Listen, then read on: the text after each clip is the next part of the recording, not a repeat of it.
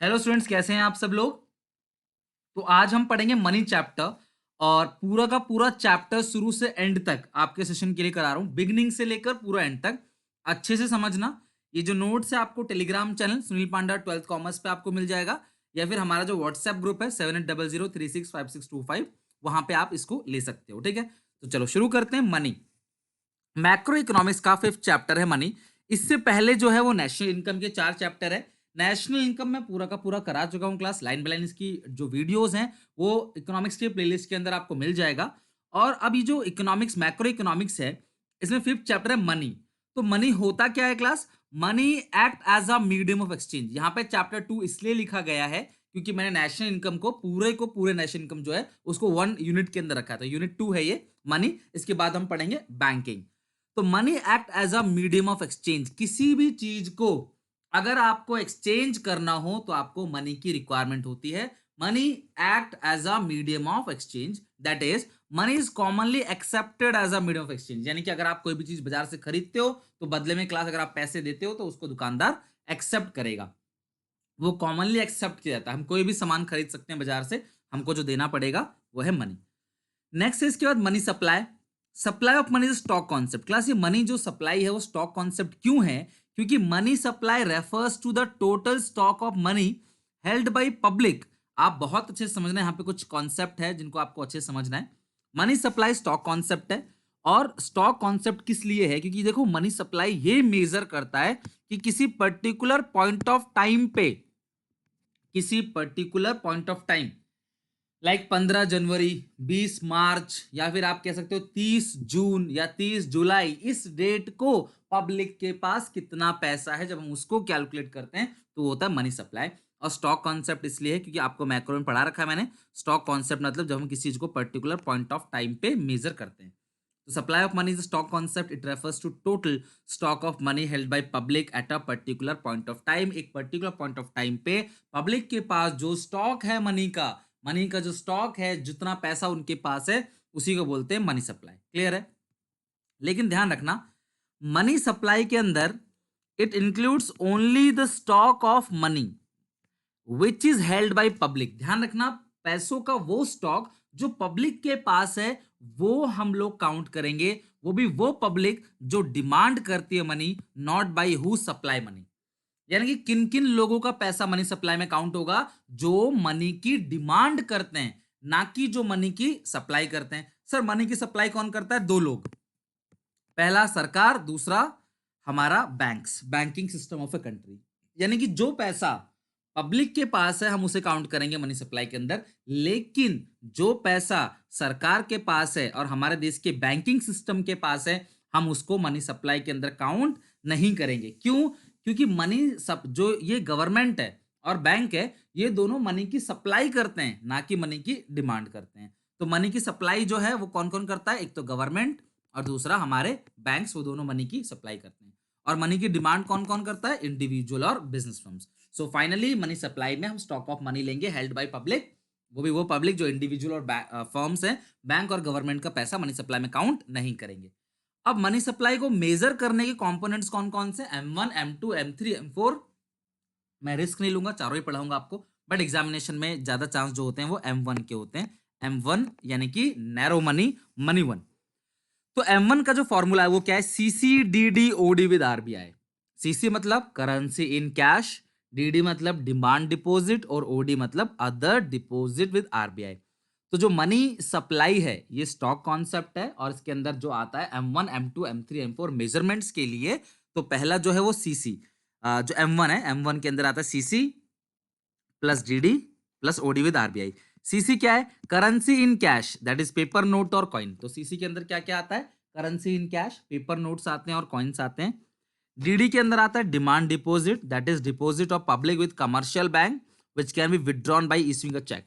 Class demand deposit मतलब जो आपके सेविंग अकाउंट, करंट अकाउंट में जो पैसा पड़ा हुआ है, जिसको आप जब डिमांड करो तब बैंक से पैसा निकाल सकते हो, तो उसको बोलते हैं डीडी, डिमांड डिपॉजिट। जो पैसा आपके घर में पड़ा हुआ है वो कैश है, और जो बैंकों में पड़ा हुआ है जिसे आप चेक के थ्रू कभी भी पैसा निकाल सकते हो, उसको बोलते हैं demand deposit. It is noted that we only include the net demand deposit. It means interbank deposit are excluded. यानी कि देखो एक बैंक का दूसरे बैंक के पास जो डिपॉजिट है, हम उसको डिमांड डिपॉजिट में काउंट नहीं करेंगे। मेरा पैसा, मैं सुनील, मेरा पैसा अगर एसबीआई में पड़ा हुआ है तो वो डिमांड डिपॉजिट के अंदर आएगा, लेकिन एसबीआई का पैसा पंजाब नेशनल बैंक में पड़ा हुआ है वो काउंट यहाँ पे नहीं होगा। Interbank deposits are those deposit which are held by one bank on the behalf of other bank। एक बैंक के बिहाफ में दूसरे बैंक का जो पैसा रहता है हम उसको काउंट नहीं करेंगे, ठीक है। तो M1 के अंदर आ गया CCDD। अब OD की बात करते हैं। अदर डिपॉजिट क्या है? अदर डिपॉजिट के अंदर तीन चीजें इंक्लूड होती हैं, ध्यान रखना। Other deposit with RBI, reserve bank of India के पास तीन चीजें हैं, मतलब तीन डिपॉजिट्स हैं जो अदर डिपॉजिट के अंदर ऐड होंगी। पहला क्या है? जो पैसा फॉरेन बैंक्स और फॉरेन गवर्नमेंट ने आरबीआई के पास जमा कर रखा है वो काउंट होगा अदर डिपॉजिट के अंदर। हम पढ़ रहे हैं CC, currency in cash, DD demand deposit, एक दूसरे बैंक का डिपॉजिट नहीं लेना है, इंटर बैंक डिपॉजिट को नहीं लेना, और ओडी मतलब अदर डिपॉजिट विद आरबीआई। तो फॉरेन बैंक और फॉरेन गवर्नमेंट इनका पैसा जो आरबीआई के पास जमा है हम उसको काउंट करेंगे अदर डिपॉजिट के अंदर। Second thing, international monetary fund और वर्ल्ड बैंक, दो वर्ल्ड लेवल के फाइनेंशियल इंस्टीट्यूशन है, यानी कि इंटरनेशनल फाइनेंशियल इंस्टीट्यूशन, ठीक है, वर्ल्ड लेवल के, आईएमएफ और वर्ल्ड बैंक। तो उन दोनों का जो डिपॉजिट है आरबीआई के पास हम उसको काउंट करेंगे। और जो नाबार्ड की डिपॉजिट है, नाबार्ड क्या होता है class? National bank for agriculture and rural development. Rural area में एग्रीकल्चर को प्रमोट करने के लिए क्लास एक बॉडी है जिसका नाम है नाबार्ड। तो नाबार्ड का जो पैसा आरबीआई के पास पड़ा हुआ है वो हम अदर डिपॉजिट के अंदर काउंट करेंगे। कौन कौन सा? पहला पॉइंट क्या होगा? फॉरेन बैंक्स और फॉरेन गवर्नमेंट। दूसरा वर्ल्ड बैंक और आईएमएफ, इंटरनेशनल मॉनेटरी फंड। ये समझो से हमारे हमारे देश का बैंक जो है वो कमर्शियल बैंक है हमारा। फिर बैंकों का बैंक कौन है? सेंट्रल बैंक यानी कि आरबीआई। तो हर कंट्री का एक बैंक है, समझ लो, वर्ल्ड बैंक और इंटरनेशनल मॉनेटरी फंड।